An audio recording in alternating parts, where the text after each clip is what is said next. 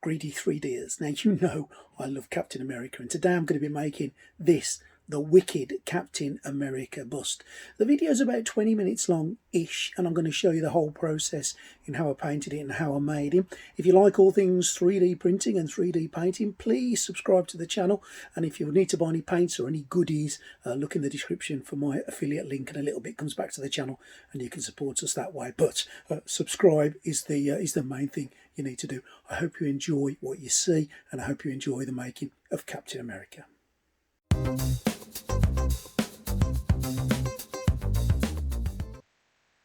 Now the model's already been primed, so I'm going straight for the colours using the colour triad from the Mega Paint set from armypainter, and the darkest of the colours, which is the Omega Blue.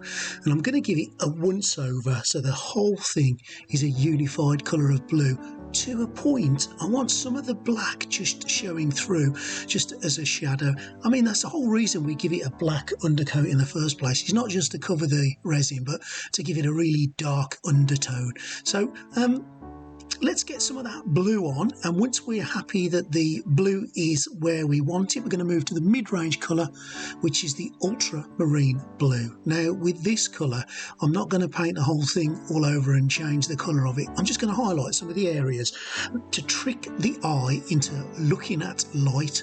Now when you look at a model, you need to be looking at depths of light, shades of light, and different areas will have different lighting effects, and that's why we use the colour triad really. So I'm highlighting the top of the shoulders and the top of the arms and the bits that are sticking out that would catch the sunshine, and to further enhance that, I'm going to use the caramel blue, which is the highest of the colour triad, and you can see here that the highest points really start to stick out, and it's the same shade. They work really well together, but they give you the impression of shade and light, and that's the whole point of the triad system from the armypainter. Really love these paints, and I love this blue. It has so many uses, but it's great for Captain America.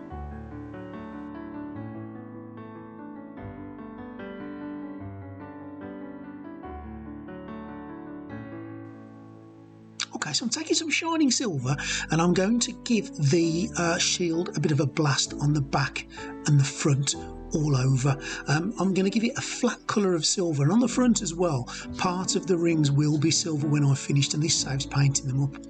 Just try to make sure you give it a consistent approach all across, and don't forget the edges.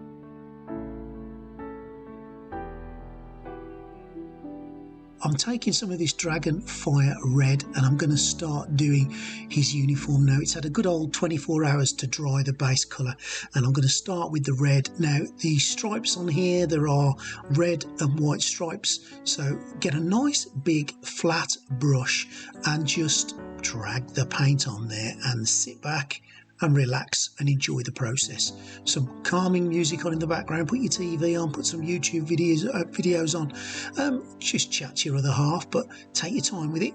You know, concentrate on what you're doing, but time will just ebb and flow away when you're putting these paints on.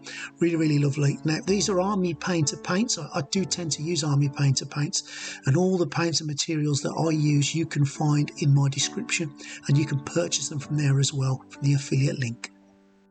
Now onto the white, and I'm just going to use some plain old white, and I'm going to do the contrast with the red. Exactly the same process really, a little bit more delicate this time because I've got the red in the middle. But I'm using a nice flat brush just to get some decent edges and to make it a little bit quicker. You're going to find you're going to move to a little brush. You're going to have to get some of the finer areas, that goes without saying. And don't worry about going over the bits that should be blue. We're going to go over those later. So just again, enjoy this bit, take your time and get that white on. Now there's no way that one layer is going to cut it here, so we will be giving it a couple of layers, especially when you're painting with white. You do need to go over them a few times, as it doesn't tend to stick too well, and it will look pale and wishy-washy unless you give it a few coats. Now ultramarine blue, but this time in a paint rather than the spray, and I'm mixing it up with a little bit of white, and I'm going to paint the insides of both arms. On the reference picture, these bits were like a little bit like a shady blue, so I'm going to use the base colour, which is ultramarine blue, lighten down, and I'm just going to add these in to his underarm areas.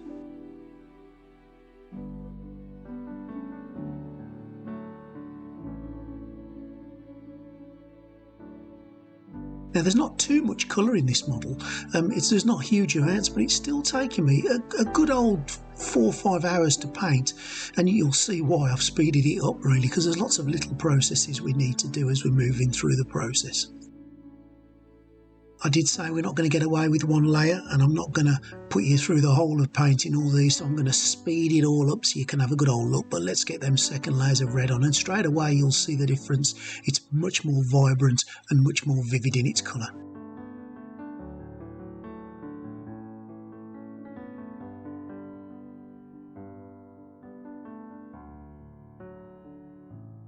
And once the red is on there, again, I'm going to wash my brush and I'm going back to white. Now the second layer of white, you'll really see this ping and start to pop, and it really does start to look good. I think I did give the white a third layer, which I didn't video, but the red, I was happy with the red on layer 2.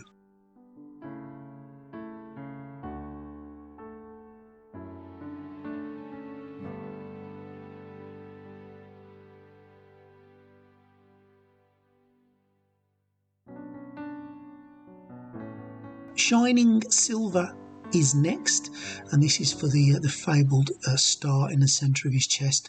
I'm using a narrow brush, and I'm just delicately going over this to make sure I don't get it all over the blue. I mean, it wouldn't be too hard to put right if it went onto the blue, but I've took my time and I've managed to keep it all on the star.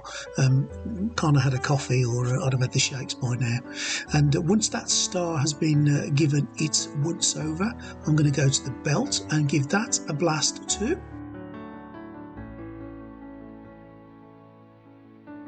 It's the little things like this that really do stick out. And again, like I said, this model hasn't got too many colours on, so the little bits like this really help to contrast against the blue.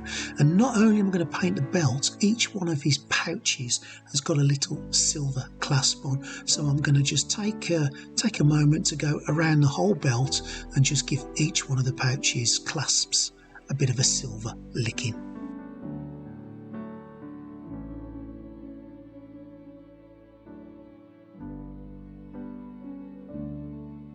He's got something on his shoulders as well, and I'm not quite sure what they are, but in the reference pictures they're silver, so that's what I'm going to be doing here. Again, same brush that I've used to do the little bits, and I'm just going to touch the bits up across his shoulders on both sides.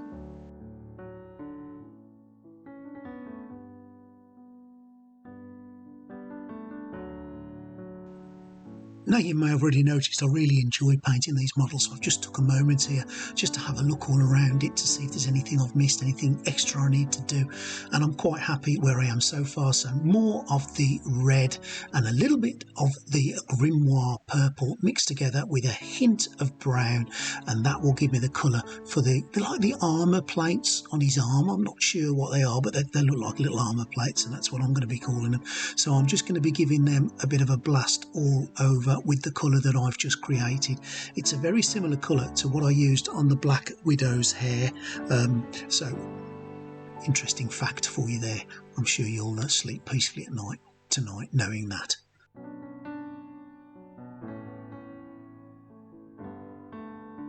Now I did say that I would be giving the areas in between the blue, the white and the red a little bit of attention, so it didn't matter if you went over them. So I've took a narrow brush and I'm using ultramarine blue, and I'm just going to tidy up the areas in between the bands on his waist, and this makes a hell of a difference, and it tidies it up really, really nicely.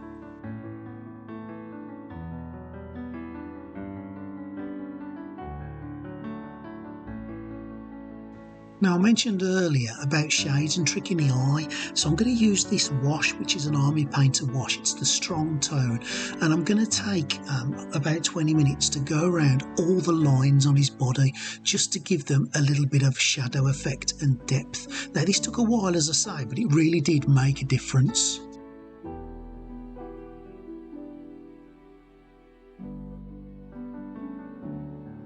One of those jobs, I guess, that you don't really look forward to, but when you've done it, you're so glad you've done it. Now I love washes. I think washes and dry brushing for low and high tones really do set your model off, and I will do some dry brushing on this one in the end, but to contrast that, I'm using these low shades.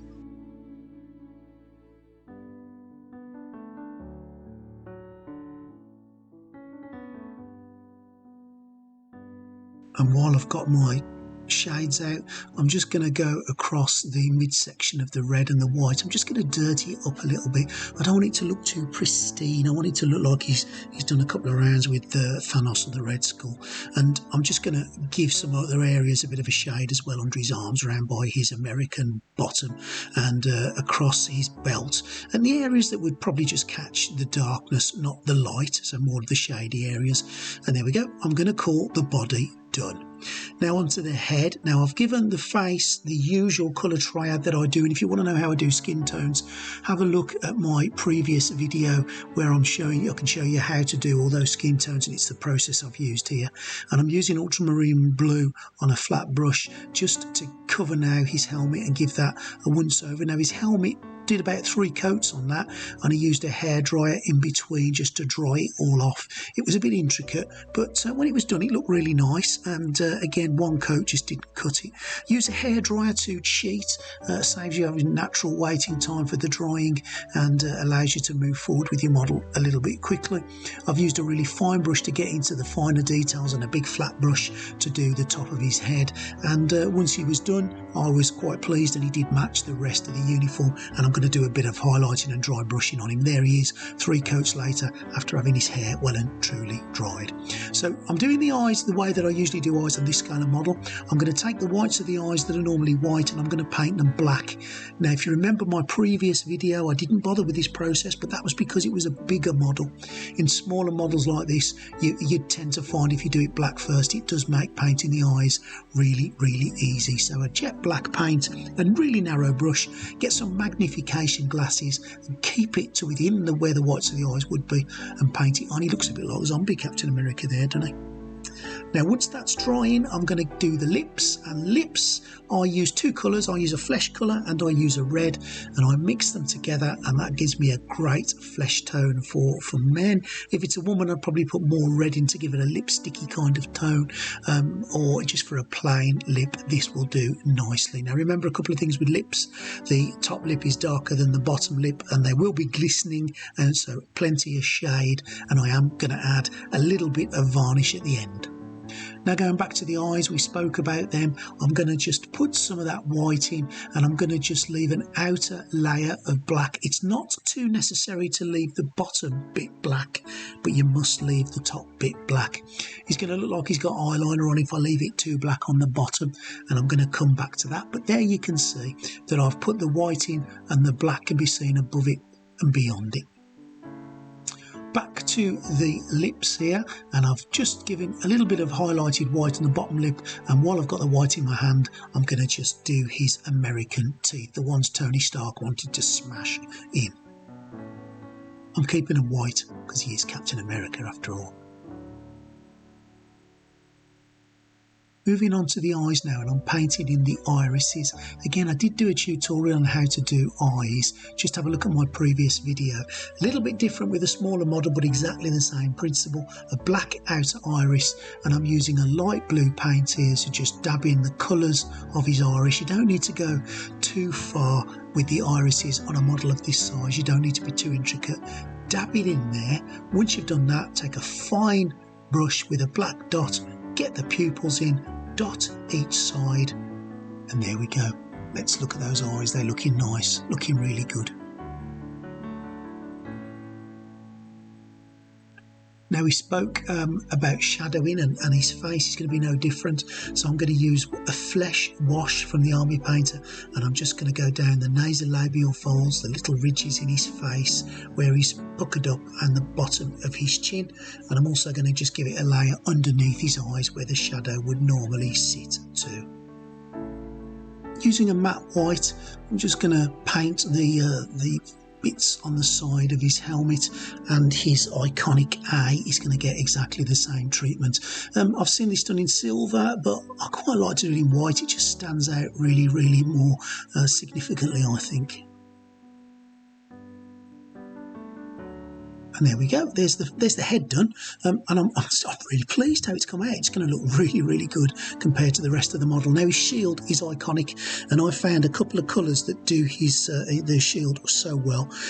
These are from the Army Painter Mega Paint set, and it's the metallic colour. It's gemstone.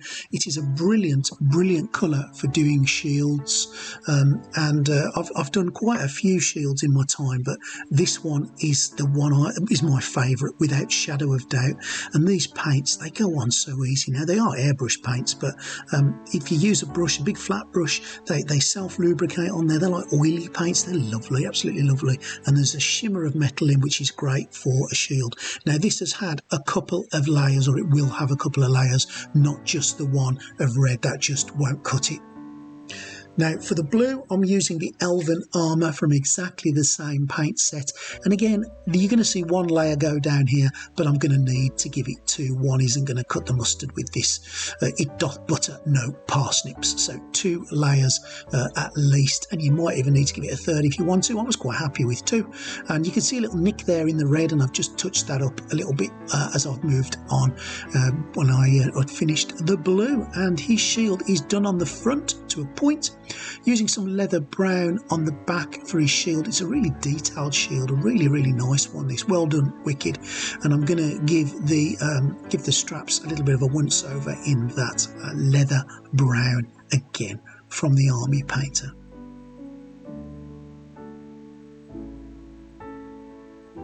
And we mentioned some dry brushing earlier, so I've took some skeleton bone, my very favourite colour in the world, and I've put it on a big dry brush, got the majority of the paint off, and I'm just going to give him some highlights. Now we've low lighted him with a wash, so now I'm going to give him some highlights with this Army Painter, making sure I get his belt, his shoulders, his elbows, the bits of his uniform that stick out. I've just changed to a silver highlight here, and I'm going to dry brush silver across the armour on his chest, and I'm also going to dry brush some of his head, just the ear bits and across the top, just to give him a little bit of va-va-voom, if you will.